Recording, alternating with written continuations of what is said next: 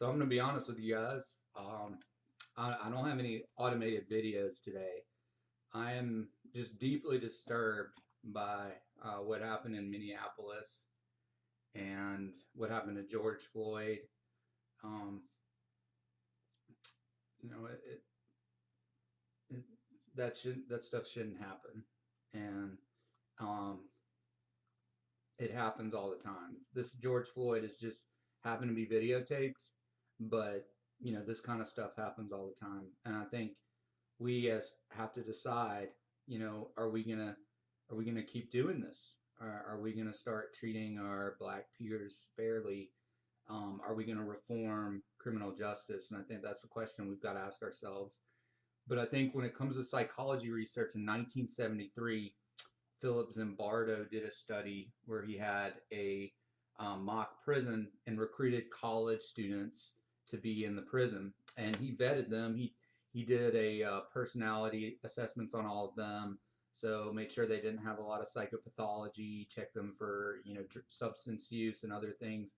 So these are relatively normal college students without any psychological issues, and he randomly assigned them into groups. And one group would be the prisoners, and the other group would be the guards.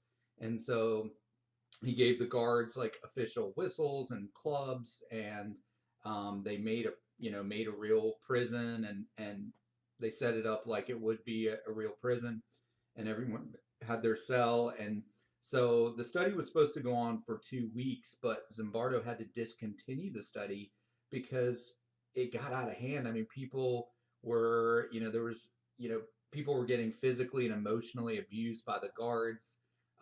The prisoners were, and there was a big uprising on the 6th day, and that caused the study to stop early. So people got so into their roles that they kind of forgot, that this was a study and this really wasn't supposed to be real.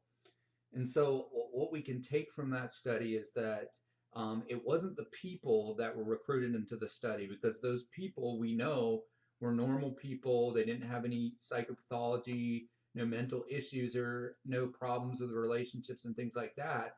It was the system that was designed to oppress the guards. And that's um, why that uprising happened. And we're seeing this in America where African Americans are getting oppressed, and the system is set up in that way. So they're consistently getting oppressed, and then we're seeing them, with uprisings, and we're seeing them get angry about it. And this is going over and over and over again. And it's very frustrating to watch. Um, what we have to do and learn from Zimbardo is change the system that is oppressing them. Change, like I said, criminal justice reform is really important. I've got some statistics for you if you don't believe me.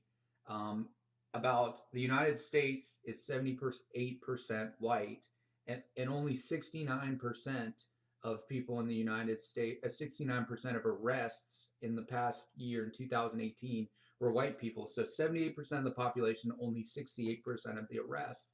But then if you look at African Americans, they make up 13.4% of the population according to the U.S. Census, and the juvenile justice and delinquency prevention suggests they make up 27% of the arrests. So they're more than twice as likely as white people to get arrested for any offense, but even a nonviolent drug offense.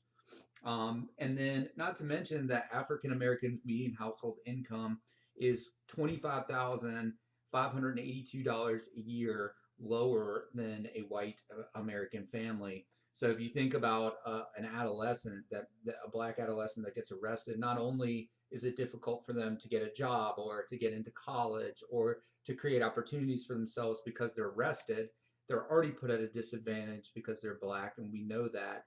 But then, like I said, they're arrested. That puts them at a greater disadvantage. And not only that, if they do get arrested, their parents don't have, family probably doesn't have as much resources to post bail or to help them hire a lawyer that can help them get the charges dropped if they were charged wrongfully. And so it's really just a system that's set up for them to fail. And I think as white people, we have to recognize that. And hopefully, as a society, we can come together over the terrible tragedy that happened to George Floyd. Thank you so much for watching this video. I had to make a video on this because it affected me deeply.